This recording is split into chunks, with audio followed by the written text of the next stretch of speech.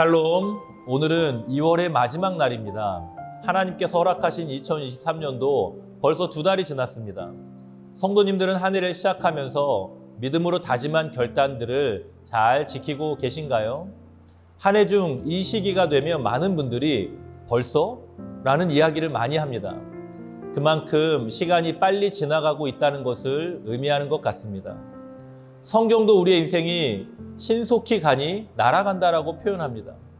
오늘도 신속히 가는 시간 안에서 하나님을 찾고 의지하며 믿음 안에서 하루를 살아가는 성도님들이 되시기를 축복합니다. 말씀을 읽겠습니다. 할렐루야. 우리 하나님을 찬양하는 일이 선함이요 찬송하는 일이 아름답고 마땅하도다. 여호와께서 예루살렘을 세우시며 이스라엘에 흩어진 자들을 모으시며 상심한 자들을 고치시며 그들의 상처를 싸매시는도다. 그가 별들의 수요를 세시고 그것들을 다 이름대로 부르시는도다. 우리 주는 위대하시며 능력이 많으시며 그의 지혜가 무궁하시도다. 여호와께서 겸손한 자들은 붙드시고 악인들은 땅에 엎드러 들이시는도다. 감사함으로 여호와께 노래하며 수금으로 하나님께 찬양할지어다.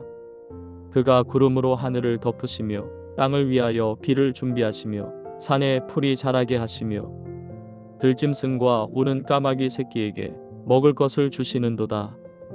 여호와는 말에 힘이 세다 하여 기뻐하지 아니하시며 사람의 다리가 억세다 하여 기뻐하지 아니하시고 여호와는 자기를 경외하는 자들과 그의 인자하심을 바라는 자들을 기뻐하시는도다. 시편 147편은 어제의 시편에 이어 할렐루야 시입니다. 할렐루야로 시작하여 마지막 10절은 할렐루야로 마칩니다. 오늘의 본문 안에서 1절부터 6절까지의 말씀에서는 하나님을 찬양하며 흩어진 이스라엘을 모으시고 불쌍한 자를 도우시는 하나님을 고백합니다. 7절에서 9절에서는 감사함으로 하나님을 찬양하라 라고 고백하면서 온 만물을 먹이시는 하나님을 고백합니다. 10절과 11절에서는 하나님이 기뻐하시는 자는 어떤 자인가를 우리에게 가르쳐주며 노래합니다. 본문의 말씀을 통해 2가지 교훈을 생각해 보도록 하겠습니다. 첫 번째 교훈은 하나님께서는 흩어진 자들을 모으시는 분이라는 사실입니다. 할렐루야 시로 알려진 5편의 시의 기록 시기를 정확히 알 수 없습니다. 그런데 오늘 147편의 말씀 중에 2절의 말씀을 보면 여호와께서 예루살렘을 세우시며 이스라엘의 흩어진 자들을 모으시며 라고 기록하고 있습니다. 이러한 말씀은 이스라엘 백성들의 포로기를 떠올리게 합니다. 그래서 본 시편을 연구하는 많은 학자들이 포로기 이후에 이 시편이 기록되었을 거라고 생각합니다. 이스라엘의 흩어진 자들이라는 표현은 이 포로기에 바벨론의 정책에 따라 당시 고대 근동의 각처로 흩어진 디아스포라를 의미하는 것입니다. 하나님께서는 예레미야를 통해 말씀하신 대로 70년이 지난 후에 흩어진 이스라엘을 회복시키십니다. 또한 하나님은 예루살렘을 세우시는 분이십니다. 예루살렘을 세우신다라는 표현은 2가지 의미를 담고 있습니다. 첫 번째는 예루살렘의 무너진 성벽을 다시 세우는 것입니다. 이것은 느헤미야를 통하여서 하나님께서 성취하시죠. 2번째는 무너진 예루살렘 성전을 다시 세우는 것입니다. 예루살렘 성전은 이스라엘 백성들에게 있어서는 종교 그 이상의 하나님의 임재와 하나님의 은혜를 또 하나님의 충만함을 상징하는 장소이기 때문에 너무나도 중요한 장소이죠. 이 이스라엘 백성들의 중요한 예루살렘 성전을 다시 회복시키심으로 말미암아 하나님께서 주시는 은혜를 회복하는 그 말씀을, 그 의미를 담고 있는 것입니다. 결론적으로 하나님께서 예루살렘을 세우시고 흩어진 자들을 모으신다는 것은 이스라엘의 정치적, 종교적 회복을 말씀하는 것입니다. 하나님께서는 하나님의 역사를 이루실 때에 자기 백성들을 모으심으로 말미암아 회복을 허락하시는 하나님이라는 사실을 우리가 교훈을 얻을 수가 있습니다. 오늘 본문을 통해 나눌 2번째 교훈은 하나님은 하나님의 힘을 의지하는 자들을 기뻐하시는 분이라는 사실입니다. 사람들은 말을 의지합니다. 그리고 사람은 자기의 힘을 의지합니다.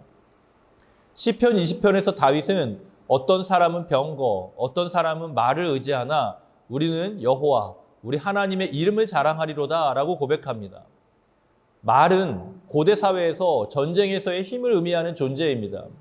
그렇기 때문에 고대 사회에서는 전장에서 사용할 수 있는 말을 얼마나 많이 소유하고 있는가, 말을 몇 필이나 소유하고 있는가가 힘의 기준이 되었던 것입니다. 또한 본문의 말씀 안에서 다리로 번역된 이 베소케라는 단어는 인체의 다리 중 무릎 아래 정강이를 의미한다고 합니다. 가장 큰 근육은 허벅지이지만 허벅지만 크면 민첩하지 못하죠. 하지만 정강이가 튼튼한 사람은 민첩하고 힘도 강한 것입니다.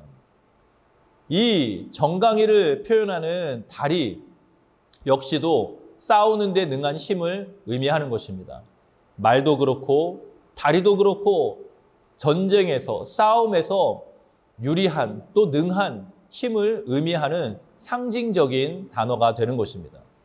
하지만 하나님은 말의 힘이나 다리의 힘을 기뻐하지 않으시고 하나님을 경외하고 하나님의 사랑을 구하는 자들을 기뻐하십니다. 우리도 세상의 힘을 의지하고 싶을 때가 있습니다. 그럴 때 나타나는 중요한 특징이 있는데 하나는 영적인 교만함이고 또 하나는 영적인 죄책감을 갖게 된다는 것입니다. 세상을 의지한다는 것은 하나님의 능력을 신뢰하지 않는다는 것입니다. 하나님께 도움을 얻으면 겸손하여 자기 의를 드러내지 않습니다.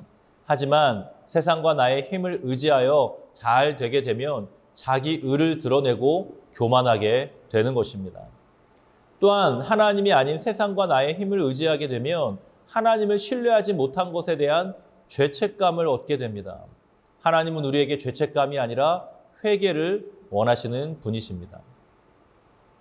하나님께서는 자기 백성을 흩으시기도 하시고 모으시기도 하시는 분이십니다. 우리가 기억할 것은 하나님께서 이스라엘 백성들을 회복시키실 때에 다시 예루살렘을 중심으로 성전을 중심으로 모이게 하셨다는 사실입니다. 하나님의 본심은 이스라엘 백성들이 비참하게 포로 생활하는 데 있지 않고 하나님을 의지하여 회복하기를 원하시는 데 있습니다. 말씀을 통해 하나님의 마음을 헤아리고 말씀에 순종하며 하나님이 기뻐하시는 삶을 살아가는 성도님들이 되시기를 축복합니다. 기도하겠습니다.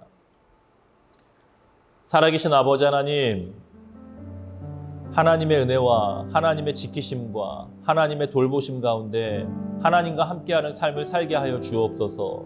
세상의 힘이나 말이나 나의 힘을 의지하는 것이 아니라 온전히 하나님의 능력과 하나님의 지혜와 하나님의 사랑을 의지하며 살아가는 나의 삶이 되게 하여 주시옵소서. 오늘 하루의 삶에서도 이 모양 저 모양으로 지키시고 때를 따라 돕는 은혜를 허락해 주셔서 우리 성도님들의 모든 삶에서 도우시고 지키시는 하나님의 은혜를 경험하게 하여 주시옵소서. 그리하여서 하나님이 주시는 새 힘으로 말미암아 넉넉히 감당하며 승리하는 모든 성도님들이 되게 하여 주시옵소서. 예수님의 이름으로 간절히 축복하며 기도드리옵나이다. 아멘.